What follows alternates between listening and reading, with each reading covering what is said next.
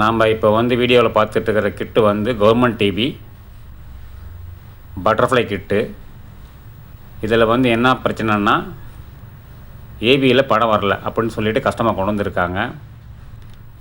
அதை செக் பண்ணி பார்க்கும்போது நம்ம ஏபி இன்புட்டு ஒர்க் ஆகலை ஐசியில்.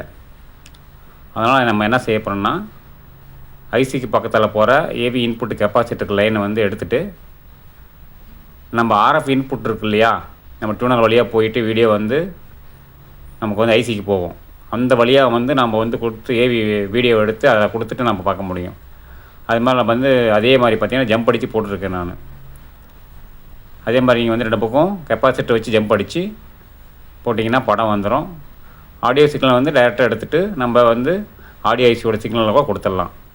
அதையும் வந்து இந்த வீடியோவில் போட்டிருக்கேன். இதே மாதிரி மார்க் பண்ணி போட்டுக்கோங்க.